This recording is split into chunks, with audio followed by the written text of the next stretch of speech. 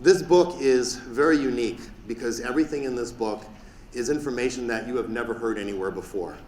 There is a lot of information out there on topics such as reptilians. Most of it is recycled and garbage.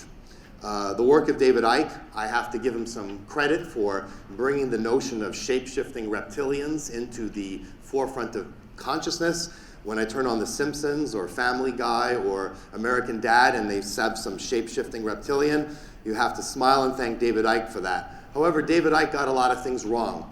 For one thing, he makes it sound like every reptilian is somehow the enemy of mankind, and that's not the case. As a matter of fact, the majority of the problems that occur on this planet are not a result of reptilians at all, but rather the grays that a lot of people at this event seem to like to worship.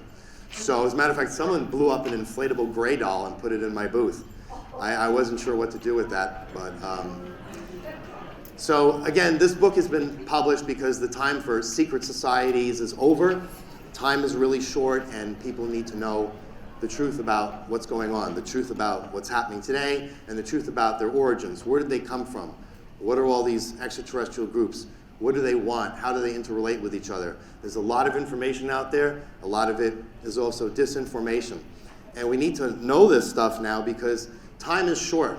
Why is that? Well, the Nebu Grays are ready to take this planet for themselves. And they intend to do that by wiping out 90% of the population of the planet. This is why the Georgia Guidestones are on the cover of the book, because the Georgia Guidestones are very clear that 90% of you need to be gone.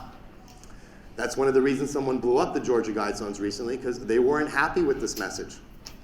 Now, once they reduce the population by 90%, they intend to genetically hybridize the survivors to suit their purposes, and we'll get into what that is later. And it's my stance that all human beings, and I put them in quotes for a reason, on this planet need to know the truth of their origins, as well as the intergalactic conflicts that they are actually a product of. You need to know this because you're going to have to make a free will decision going forward, because we don't live in a clockwork, we live in a creation. And the Divine Father, whether you acknowledge his existence or not, he gave you free will. And every decision you make has consequences.